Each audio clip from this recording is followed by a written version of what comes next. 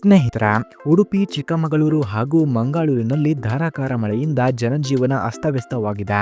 ಮನೆಗಳಿಗೆ, ತಗ್ಗು ಪ್ರದೇಶಗಳಿಗೆ ನೀರು ನುಗ್ಗಿದ್ದು ಜನರು ಆತಂಕ ವ್ಯಕ್ತಪಡಿಸಿದ್ದಾರೆ.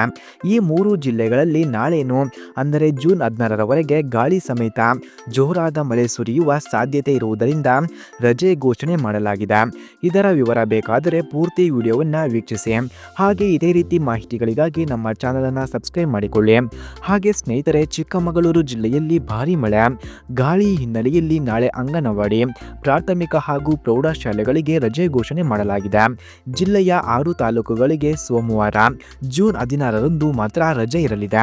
ಚಿಕ್ಕಮಗಳೂರು, ಮೂಡಗೆರೆ, ಶೃಂಗೇರಿ, ಕೊಪ್ಪ, ಎನ್ಆರ್ಪುರ ಹಾಗೂ ಕಳಸಾ ತಾಲೂಕಿನ ಶಾಲೆಗಳಿಗೆ ರಜೆ ಇರುತ್ತದೆ.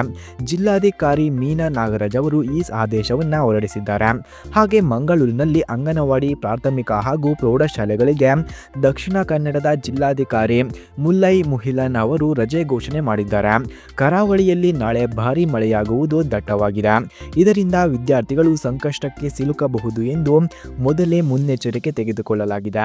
ದಕ್ಷಿಣ ಕನ್ನಡದ 5 ತಾಲೂಕಿನ ಶಾಲೆಗಳಿಗೆ ರಜೆ ಘೋಷಿಸಲಾಗಿದೆ. ಹಾಗೆ ಉಡುಪಿಯಲ್ಲೂ ಧಾರಾಕಾರ ಮಳೆ ಸುರಿಯುತ್ತಿದ್ದು ಜನರು ಬೇಸರವನ್ನು ವ್ಯಕ್ತಪಡಿಸಿದ್ದಾರೆ. ನಾಳೆ ಜಿಲ್ಲೆಯಾದ್ಯಂತ ರೆಡ್ ಅಲರ್ಟ್ ಇರುತ್ತದೆ. ಈ ಹಿನ್ನೆಲೆಯಲ್ಲಿ ಜಿಲ್ಲಾಡಳಿತ ಎಲ್ಲ ಶಾಲೆಗಳಿಗೆ ನಾಳೆ ರಜೆ ಘೋಷಿಸಿದೆ.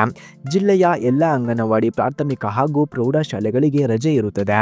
ಭಾರೀ ಗಾಳಿ ಮಳೆಯ ಮುನ್ಸೂಚನೆ ಹಿನ್ನೆಲೆಯಲ್ಲಿ ಮುಂಜಾಗ್ರತಾ ಕ್ರಮವಾಗಿ ಉಡುಪಿ ಜಿಲ್ಲಾಧಿಕಾರಿ ಡಾಕ್ಟರ್ ವಿದ್ಯಾಕುಮಾರಿ ಅವರು ಆದೇಶ ನೀಡಿದ್ದಾರೆ. ಸೊ ಫ್ರೆಂಡ್ಸ್, ಈ ಮಾಹಿತಿ ನಿಮಗೆ ಇಷ್ಟವಾಗಿದ್ದರೆ ದಯವಿಟ್ಟು ಈ ವಿಡಿಯೋಗೆ ಒಂದು ಲೈಕ್ ಮಾಡಿ. ಹಾಗೆ ಇದೇ ರೀತಿ ಮತ್ತಷ್ಟು ಇನ್ಫಾರ್ಮೇಷನ್ಗಳಿಗಾಗಿ ನಮ್ಮ ಚಾನಲನ್ನು ಸಬ್ಸ್ಕ್ರೈಬ್ ಮಾಡಿಕೊಳ್ಳಿ.